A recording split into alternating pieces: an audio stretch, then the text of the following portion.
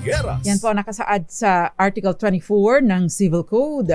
At meron din pong related na provision sa Article 1332 kung saan kapag ka ang isang tao, no, kung isa sa mga partido ay hindi marunong bumasa o kaya no yung kontrata bagaman at marunong bumasa ang isang party to the transaction no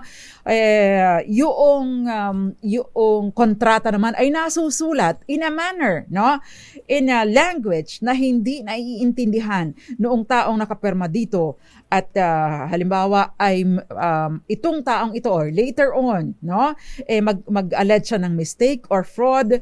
Yun pong nagsasabing, valid ang contract ito, pinirmahin mo ito, must show, no, na itong mga probisyon ng kontratang ito na pinapirmahan ay na-explain ng maayos doon sa taong pinapirma dito na kulang sa kaalaman or hindi marunong bumasa. Dos Kumpanieras. So ito po ang mga proteksyon ng batas at pwedeng panghawakan na mga syempre hindi naman lahat tayo nakapag-aral.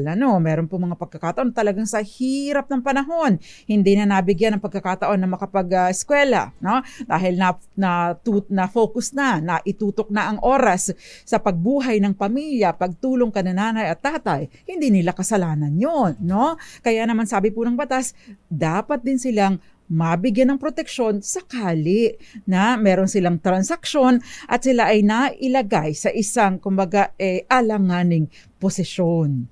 Dos Kumpanieras. Mamaya po sa ating pagbabalik, tatalakayin po natin yung sagot dito kay Jay Halili na asking for a friend at saka yung isang kaso ng Korte Suprema, yung Cruz versus Cruz, isang 2018 case kung saan ito pong isang kapatid nila ay pinapirma doon sa extrajudicial settlement of estate na tatlong nakatungtong lang ng grade 3. At doon sa paliwanag sa kanya, pirmahan mo ito kapatid, tayo ay magkakaroon na ng partihan, hati-hati tayo ng patas. Pero yun pala, yung nagpapirma sa kanya ay sinasabi doon na ay kanya na yung share nitong isang hindi grade 3 lang ang natapos. At ikukwento ko po sa inyo kung ano ang nangyari at paano siya natulungan ng korte at ng batas at ng korte sa kanyang kaso. Dos Kumpanieras. Cesar Milan, magandang gabi po sa inyo. God bless you too. Sabi ni Min, sabi niya pa shout out din po Rowena Sanchez. Sabi niya I love you attorney. Sabi ni Rowen, lagi nakasubaybay sa DZRH. Number 1, sabi niya ganoon. Thank you very much. Magandang gabi po sa mga taga sa HEMB. Lagi nakasubaybay si Ren Rabino. Maraming salamat po. At sa lahat ng mga nanunood sa atin, nakikinig sa iba't ibang panig ng mundo. Good morning, good afternoon, good evening, and good night. Mary Lily Matawaran, Roxanne Costo, Luis Katain dyan sa Busuanga, Palawan. Gayon din, Ma'am Nelia Likong na maayong gabi ikaninyong tahanan diha sa Bujol. Idja aho-aho. Kumusta ba ang Chocolate Hills? Mukha na ba ang tsokolate ngayon? Hindi na green. Joseph Abalos, Ma'am Violeta Montecalvo Zambrano, gayon din si Marina Cruzado Fababaer at Tita Ami Miraflor Garcia. Si Fiesta Mart Royal na susulpot lilitaw. Magandang gabi sa iyo dyan sa Laguna. Gayon din Manolito Pasha at si Odette Ogsales. Magandang gabi po sa inyong lahat. At syempre ang mga kamag-anak ni Sanser Pertes dyan sa Antique. Magandang gabi po sa inyong lahat. Dos Kumpanieras. Gayon din sa iyo Joseph Gualmatico at Rudy Val Palma. At syempre, ang mga kaanak ko sa Marinduque, lalong-lalo na sa Buenavista at sa Malibago, Torrijos, Marinduque. At lahat ng mga, bibihira po akong makamit ng Seko ang apelido. So lahat ng Seko, shout out po sa inyo. Baka magkamag-anak tayo. Rudy Palma, magandang gabi. Mariludi Guzman. At syempre, lahat ng mga iba pang nakikinig. Magbabalik pa po ang programang Dos Kumpanieras. Kasama po ang nagsasalang panyara ng bayan, Attorney Rina Seko. Again, we have a malakas promo question. True or false? Walang sasagot ng trolls, ha? Ito yon. True or false? Maaring pag-ugatan ng karapatan sa property ang isang pineking dokumento kung naibenta ito sa isang buyer in good faith. At magbabalik pa ang programang Dos Compañeras, ilan po munang mga paalala. Diyan lang po kayo. Dos Compañeras. Dos Compañeras. Good morning, good afternoon, good evening, and good night. Naimbag arabii, maayong gabi, buenas noches. Ano pa ba? Nagpapakitang gilas ako eh. Pero nasaan man kayo, no? Magandang umaga, tanghali, gabi sa inyong lahat. At syempre, tinatalakay po natin ngayon, no? Maari bang ipawalang bisa o ang dokumento? Take two. Maari bang ipawalang bisa ang dokumentong pinapirmahan sa hindi marunong bumasa? At syempre, doon po sa ating malakas question, true or false? No, walang sasagot ng trolls, ha? Maaring pag-ugatan ng karapatan sa property ang isang pineking dokumento kung naibenta ito sa isang buyer in good faith. True or false? Ipadala lamang po sa akin ang inyong sagot together with your GCash number at yung location ninyo kung taga saan kayo para po mas madali maipadala ni Sherwin ang inyong premyo. Dos Compañeras. At syempre, magandang gabi po. Trinidad Serrano, Luz Balanquin ba ito? Barlancin dyan sa Makati. Grace Recta, Glenda Fe Seco Agdigos, Mario Manuba, and Eleanor House of Wolves. Magandang gabi sa inyo. Gayun din Renato C. and Eduardo Narvaez, Felix Falcotelo, at Rico Manalo. Rudy Valpalma, magandang gabi sa iyo. Okay, so balikan na po natin ang ating talakyan dahil binanggit natin kanina yung question ni Jay Halili asking for a friend na grade 1 lang ang natapos. Grade 1 lang ang natapos ko. Diba? Meron ganun kanta. No read, no write pa ako. May ganun kanta. Kinakanta yun ni Nanay Flory nung araw. But anyway, no? Dito po sa kaso ng Cruz versus Cruz, meron po mga magkakapatid na nagsesettle ng estate. Yung isa, grade 3 lang ang natapos. Meron siyang mga kapatid, no, natuso. Yung dalawa doon ang nagmaniobra ng dokumento at nagpagawa sa kanilang abogado ng extrajudicial settlement of estate in English, no? Tapos, no, sinabihan po niya ang isang tagapagmana. The name is Concepcion. Sinabihan po niya sa Concepcion na pirmahan mo na ito dahil nangangailangan ka para madali mong makuha yung share mo dahil pantay-pantay naman ang ating mga mamanahin. Kapag pinirmahan mo na ito, di ayos na, no? At mahahati na natin ang mga properties, makukuha mo na ang mana mo at may magagamit ka na sa iyong mga pangangailangan. Without knowing na ito palang nakasaad doon sa extrajudicial settlement of estate na prepare ng abogado ng isa sa mga kapatid ni Concepcion, no, na may kakuntsabang isa pa niyang kapatid, ay nagsasabi doon na yung parte ni Concepcion mapupunta sa kanyang kapatid na si Antonia. So, ganun po ang nangyari. Pagkatapos, di namatay na si Antonia. Naghahabol ngayon si Concepcion doon sa mga heirs. Actually, it happened in 1986. Pagkatapos, nag-put up na, nag-build na ng bahay si Antonia at ang kanyang mga anak. Pagkatapos ay in 1998, di ba, 12 years after, naghabol ngayon itong si Concepcion. So ang tanong, may mahahabol pa ba siya? Ang sinasabi niya, grade 3 lang ang natapos. Nagkaroon ng examination, direct examination, cross-examination. Ang tanong ito ba? Ano ba ang natapos mo? Grade 3 po. Saan nakasulat? Anong lengguwahe nakasulat itong extrajudicial settlement of estate? English po. Hindi mo ba ito pinabasa? In-explain po sa akin na ito, in English po yung dokumento, in-explain po sa akin dahil hindi ko naman po naiintindihan. Nagtiwala po ako sa kapatid ko na bibigyan ako ng mana dahil patas po ang manahan dahil magkakapatid naman po kami. Dos Compañeras. Unfortunately, manggugulang pala si Antonia at ang isa pa niyang kapatid at yung share ni Concepcion ay napunta kay Antonia. Ayan. So, eto na ngayon. ang tanong, pumirma siya dyan eh. Dapat, ang sabi ng abogado ni Antonio, anong sinasabi niya na hindi niya naiintindihan? Pipirma ka ba naman kung hindi mo naiintindihan? No? At saka sabi pa, sige nga, kung totoong hindi ka informed nito kung ano ang sinasaad nito. Abay, 1986 ito nangyari, 1998 na ngayon, 12 years, saka ka palang maghahabol. No? Ang sabi po, hindi maaaring pag-ugatan, hindi maaaring consent na maituturing yung pagperma doon ni Concepcion dahil unang-una, hindi naman niya naiintindihan ang kanyang pinirmahan.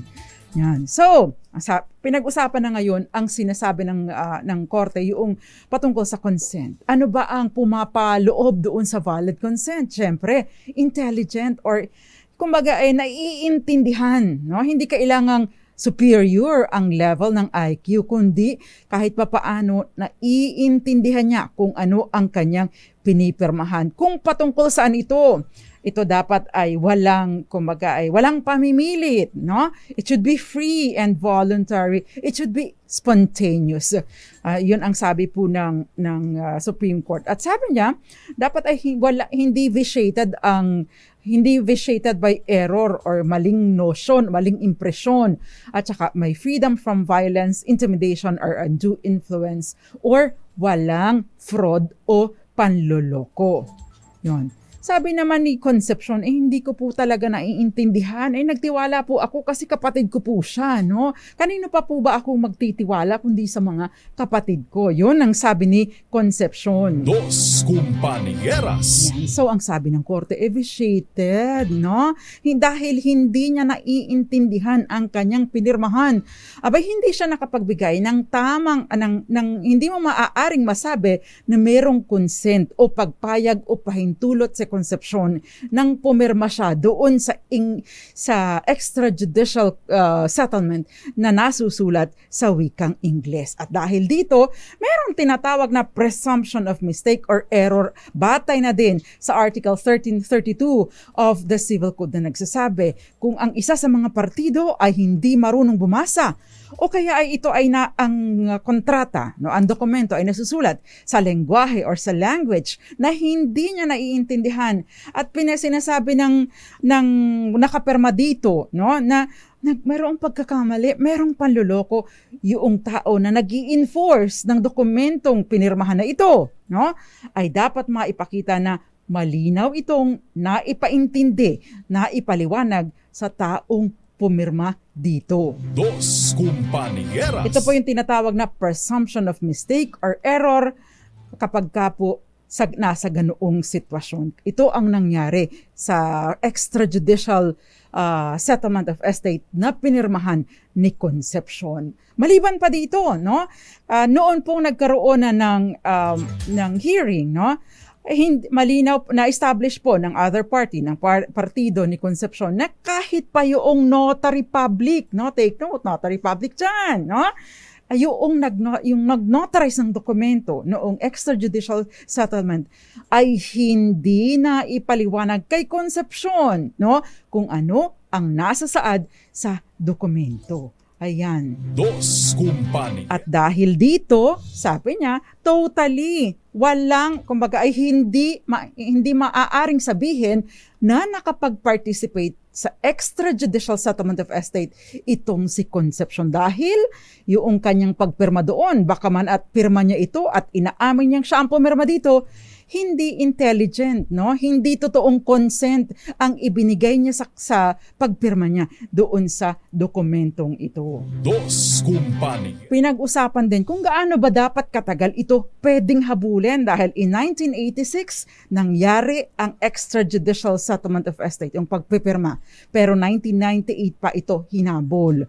Ang sabi po ng Korte Suprema, no, doon sa kaso na ito, kapag po, yung action or defense for the declaration of the inexistence of a contract does not prescribe, sinasabi po ito sa Article 1410 ng Civil Code. Kapag po, no, dahil nga po vitiated ang consent, no, ito void ang dokumento and therefore hindi po nagpiprescribe. Ibig sabihin, maari itong habulin, no? Maaring ipadeklara na walang bisa ang dokumento dahil sabi nga, ang isang pinekeng dokumento ay walang bisa and therefore hindi nagpiprescribe or hindi nag-expire, no?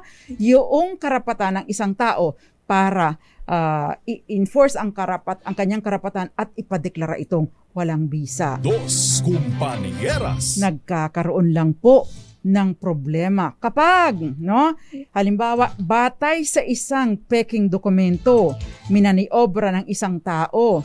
Pagkatapos, nakuhaan ito ng title o kaya naman nagkaroon ng kung anumang dokumento. Pagkatapos, naibenta ito ng isang manloloko sa isang taong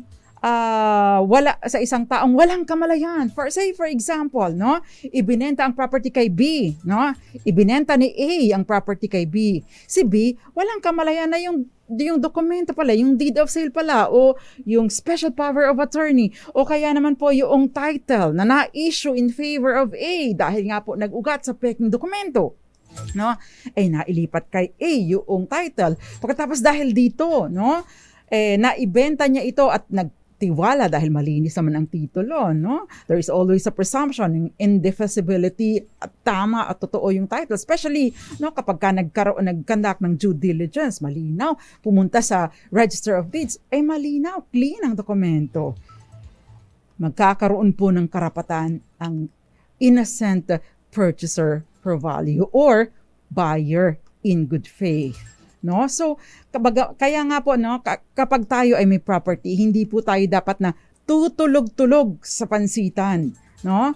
Dahil, parang yung mga polis patola lang naman ang natutulog-tulog sa pansitan, di ba? Pasensya na, no?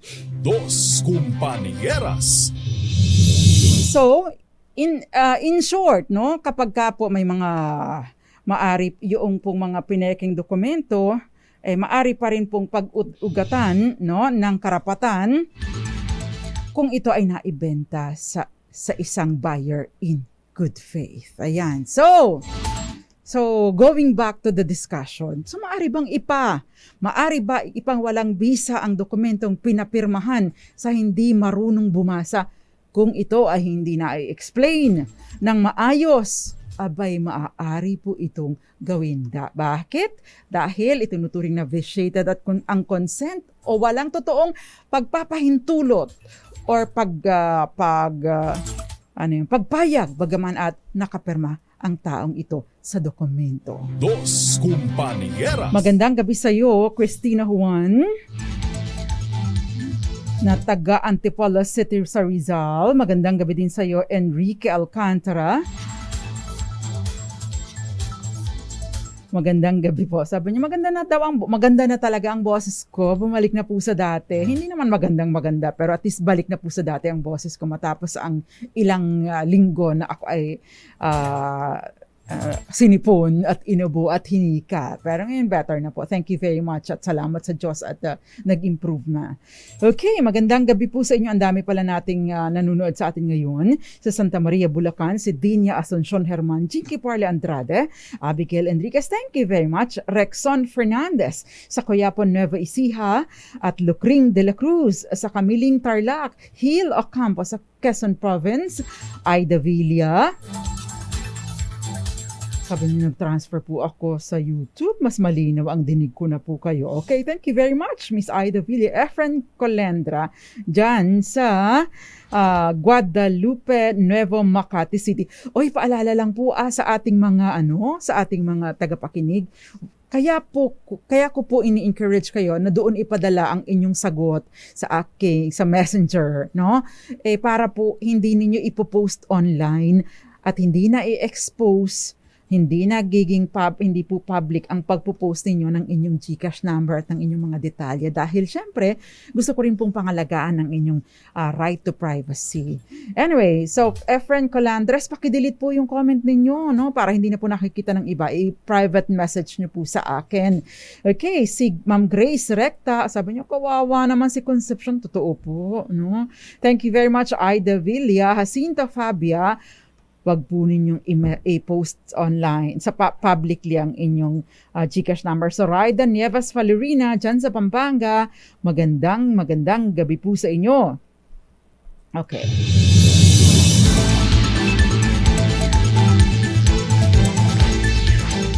Si Trinidad Serrano, tanong ko lang po kung pwede po ba mag-urong ng kaso ngayong malapit na itong matapos. 22 pa kami nagreklamo. Anong ibig pong sabihin niyo?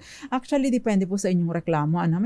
May mga reklamo po na bagaman at kayo ay umatras na kung ito po ay hindi papayagan ng huwes o kaya ng prosecutor, maaari pa rin po itong magpatuloy. Especially kung may mga iba namang ebidensya sa mga krimen, sa mga especially if it's a heinous crimes, maaari po itong magpatuloy.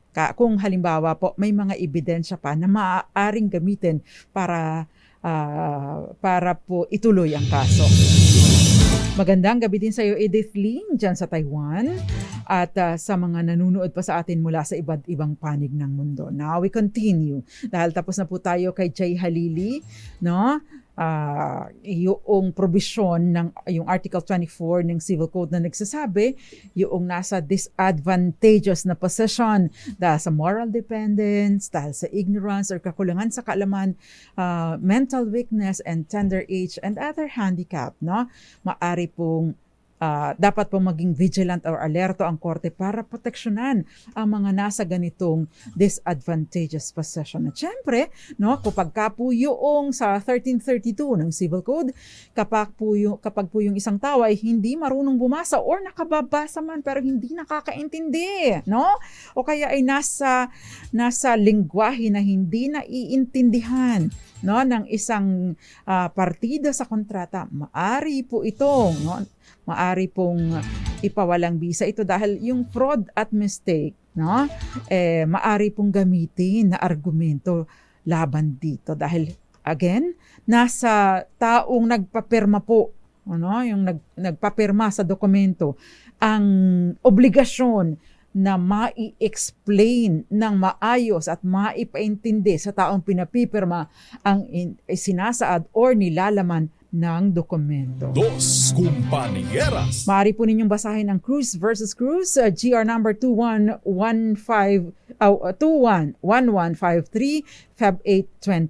Feb 28, 2018. Ayan. Masaya actually nakakatuwa pong magbasa ng mga kaso. Bakit? Nandyan po yung mga yung mga kwento ng buhay. Kung kayo ay may pagkamarites katulad ko. Ito po yung legal na pagkamarites dahil nandyan po ang kwento, kinakalkal ang mga kwento ng buhay ng mga partido at kwento ng kanilang kaso. Dos Compañeras. Okay, so meron pong question dito before we pause for commercial. May kasulatan ng Prenda po 50 years ago.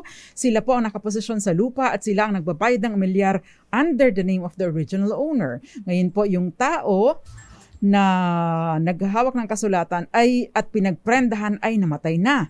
Ang problema, inangkina ng asawa at ng anak ang property pero wala pa po silang titulo. Pwede po ba na mapagawa nila ng titulo under their name ito sa naghahawak ng kasulatan? Pineke po ba ang dokumento? As a rule, it has been consistently held na yung forged of fraudulent document is a nullity and therefore it conveys no title. So kagaya lang ng kwento nitong si Concepcion dahil bagaman at hindi naman ito pineke pero yung hindi siya nakapagbigay ng informed consent, ito po ay void, walang bisa at hindi maaari makapaglipat ng titulo. Ang exception, kapag ka po naibenta ito ng nameke, ng loko sa isang buyer in good faith. Dos Compañeras. Okay. Kapag ka po ganito na inire-recognize pa din yung pagmamay-ari ninyo, in fact sabi ninyo ay nagbabayad ng amilyar nasa inyo pang pangalan, meaning to say ina-acknowledge niya na hindi sila ang may-ari ng property kaya't hindi nila naipalilipat ang ang tax declaration sa kanilang pangalan. Ngayon, ang question ko sa inyo, gaano po katagal itong mortgage or pagpeprenda? Kasi sinasabi po ng batas, kapag ka makinig, Sheren Cabanlit at Tina Salva na nakikinig sa atin habang nagda-drive or nata-traffic sa lansangan, ang mortgage agreement po ay maari lamang i-enforce, yung mga kondisyon ng mortgage agreement ay maari lamang i-enforce o ipatupad sa loob ng 10 taon from the time na naging due itong pagkakautang o yung bayarin. Dos Compañeras. Lagpas ng 10 taon, hindi na po maaring enforce yung mga kondisyon ng mortgage. Ikaw naman na may-ari kapag ka po ganito, ano ba yung pwede mong gawin? Dumulog ka sa korte para wala na ka ng legal na obligasyon na bayaran pa ang pagkakautang. Although, of course, ang utang ay utang na dapat mong bayaran, pero kung ikaw ay magiging pilosopo at magliligal ka at hindi mo papansinan ang iyong moral obligation, pwede kang dumulog sa korte para, judge, expire na ito, Nag-prescribe na po yung action, so cancel na po natin ito, yung annotation ng mortgage. Ganon. Dos Compañeras.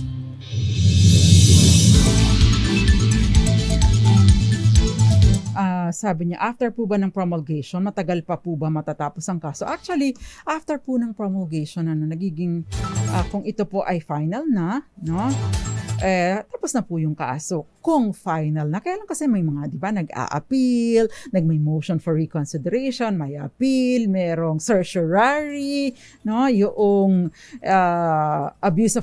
grave abuse of discretion amounting to lack or excess of jurisdiction, usually pumupunta yan sa Court of Appeals o sa Supreme Court. Kaya hindi po basta-basta natatapos ang kaso agad-agad. May alam akong kaso, pinag-aawayan lang, 3 puno ng nyug, halos 20 anyos sa korte dahil walang nagpapatalo. Dos Compañeras. Okay, again, meron po tayong Malakas promo kung saan isa po mananalo ng 500 pesos tonight. Okay, so mamibigay tayo ng papremyo. Pwede po kayong mag-message ng sagot sa akin. Wag po ninyong ipopost publicly para po sa inyong proteksyon na din. True or false, maaring pag-ugatan ng karapatan sa property ang isang pinekeng dokumento kung naibenta ito sa isang buyer in good faith. True or false, ipadala po sa akin ang inyong sagot. At magbabalik pa po ang programang Dos Compañeras. Ilan po muna mga paalala, pero bago yan, magandang gabi, DAR Marinduque, Department of Agrarian Reform sa Marinduque. Nanonood sa atin ang mga ulit. Take 2. Pinababati po at magandang gabi ang mga nanonood sa atin, mga taga DAR Marinduque. At batiin daw natin ang Field Validation Team, Team Paul, Maddie, Maricel, Russell, gayon din kay Charina, Mariel, Miriel, at Princess and Dialine. Thank you so much at special greetings din kay Sir Michael ng Nursing Service ng Torrijos Municipal Hospital mula po sa kanyang asawa na si Ma'am Dimple. Ayan. Thank you very much at Kuya Mario, sino ba dito ang lililigawan mo? Magandang umaga sa iyo, Kenneth Arevalo, and syempre, Enrique Alcantara. Magbabalik po ako, ilan po muna mga paalala, sumagot na kayo ha. Huwag ipopost publicly ang inyong number at ang inyong address. Delikado po yan. Protect your right to privacy. Magbabalik pa po ako, ilan po muna mga paalala. Diyan lang po kayo. Dos Compañeras. Dos Compañeras po. Hyper na naman. Attorney Venus Seco. Tinatalakay po natin yung tungkol sa kakulangan sa kaalaman. Nakakaapekto ba ito? Or maari ba itong maging batayan para ipadeklara na walang bisa ang isang dokumento bagaman at ang taong kulang sa kaalaman o kaya hindi marunong bumasa o hindi naintindihan ang mga nakasulat doon sa kanyang dokumento. Although kasi alam mo, isa sa mga argumento dito bakit hindi ka nagtanong, pumirma ka na lang. Pero sa sitwasyon po kasi ng mga nitong kay Concepcion at kanyang mga kapatid, nagtiwala siya sa kanyang mga kapatid. Kasi kanino ka pa naman ba magtitiwala kundi sa iyong kadugo, di ba? Dos Compañeras. Bagaman at may mga sakim talaga, swapang sa magkakapatid, meron nga daw talagang isang sumisibol. I don't know if this is true, pero can you confirm this? Totoo po ba ito? Naniniwala ba kayo sa isang pamilya meron talagang black sheep? Ako yata yung sa amin eh. Magandang gabi po sa inyo, Sandy Tomol, dyan sa Southern Leyte. Gayun din, magandang gabi po sa mga taga-Pandi, Bulacan. Jonathan Agota Nazarene. As a Saint Nazarene, pinagkwartalan Pandi, Bulacan. Magandang gabi po sa inyo. At saka itong si Yoli Limayo Sanchez sa Pozo Rubio, Pangasinan. Magandang gabi rin po kay Louie Katain. Itong si Luis Katain, tinatanong niya kung gaano katagal ang proseso ng pag-file sa court ng reissuance ng original na CP ng titulo. Maraming salamat po. Depende po kung gaano kayo katagal bago makapagpa-publish sa National Printing Office. Medyo may katagalan po kasi. But more or less, no, mga 1.5 years. 1.5 taon. Merlinda Abulencia, good evening daw mga ka-RH. Magandang gabi din po sa inyo. Kenneth Arevalo, si Mario Manuba, at meron pa ito yung question. Sabi niya, ang bilis naman ng oras. Ay, totoo. Napakabilis ng oras. Meron pa akong mga gustong basahin dito, kaya lang masyadong mabilis. Marce Iris Miana, magandang gabi, nanonood sa atin mula dyan sa Bulacan. Bataan. Yung maganda dyan sa Bataan, nakapagkape na ako dyan doon sa may, ano bang lugar yon, yung may tower, nakapagkape na ako dyan eh. Nagbaon ako ng 3-in-1. Magandang gabi din sa iyo, Dinya Asuncion Herman dyan sa Bulacan. At syempre, mananonood sa atin, Susan Viernes dyan sa Isabela. Magandang gabi po sa inyo. Marcelo M, sabi niya, the poor must have more in law, but ignorance of the law excuses no one. Totoo po yun. Ito ay partikular na kapag ka mga kasong kriminal ang pinag-uusapan. Pero meron din po, kapag kahit pa kriminal, meron po din tayong tinatawag na mitigating at exempting circumstances. Dos Compañeras. Hindi naman po totally heartless ang batas. Kaya yung sasabihin ninyo na, pwede nang gawin ng AI ang desisyon. Hindi. Kasi may mga special considerations eh. Ibabatay mo ba naman ang hustisya doon sa computer? Di ba hindi? Sa artificial intelligence? Hindi. Kasi hindi naman totally heartless ang batas. Okay? Magandang gabi din sa iyo, magandang gabi sa iyo, Marcelo M. Dyan sa Masbate. Claudes, nanonood sa atin gabi-gabi. Shout out sa HEMB, lalo na si Ren Rabino. Magandang gabi po sa inyo. At syempre, nauubos na po ang ating oras. Question, mana po kasi kaming magkakapatid na title, pero yung kopya po ng title nasa Register of Deeds ay nawawala daw. Paano ba kami magsisimula ng pag-aasikaso para mapagawa ng bagong titulang property? Nasa amin po ang owner's copy na nakapangalan sa heirs of. Syempre, magsasampa po kayo ng petisyon ng reconstitution of title na tinatawag, yung restoration ng instrument to kung ano man yung nasa original, yung time na nawala ito, yun po ang kino-cover or mapapasok doon sa mga annotations. Kaya may nakalagay doon section 7. Dos Compañeras. Ang dami pang mga may mga questions pa ito. Attorney, paano kung halimbawa yung co-owner magli-legal redemption na itong kahapon? Tapos po yung adjoining owner gustong bilhin ng property. Sino po ang preferred buyer? Sabi po sa Hernandez versus Valdemoro, yung right of redemption ng isang co-owner excludes that of the adjoining owners. Mananaig yung legal redemption ng co-owner. Dos Compañeras.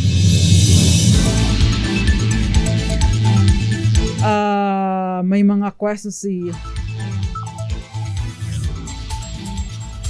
May mga questions pa na hindi ko na kayang basahin, pero sasagutin ko po sa mga susunod na araw dahil wala na po tayong oras at susunod ang programang Lunas at Lunas Extension. Pero babatiin ko lang yung mga iba pang nanunood sa atin. Miss Adi Socrates, magandang gabi sa iyo. At ito pa, magandang gabi din po Wilmer Diaz dyan sa Negros Occidental. Pearly at Ina, dyan sa Marinduque. Magandang gabi sa inyo kabayan. Gonzalo Alvaro sa Abra. Ngoyong Montes sa Bulacan. Emma Flores sa Santa Rosa, Laguna. Yan. Magandang gabi po sa inyo mga taga St. Rose. Ngoyong Montes, Raida Falerina, Ayi, Cartago, dyan sa Lucena City. Bakit ba traffic dyan sa inyo sa Lucena? Galing ako Marinduque nung nakaraang araw eh. Good evening din sa iyo, Modesta Pantalyon. Nakikinig sa atin sa Transistor Radio. Olivia Miguel, yung nakikinig sa atin sa Transistor Radio, yung battery ba ninyo, ibinibilad nyo sa araw kapag malapit na maubos ang battery pag humihina na. Ganun ginagawa namin ng araw eh. Teresa Sagid, magandang gabi sa iyo. And Olivia Miguel, dyan sa kababayan ko ito, Paranaque. Magandang gabi po sa inyo. At sa tanong na, true or false? Walang sasagot ng trolls ha. Maaring pag-ugatan ng karapatan sa property ang isang pinekeng dokumento kung naibenta ito sa innocent purchaser for value or buyer in good faith. Ang sagot! Wait lang ha. Wait lang. Bakit?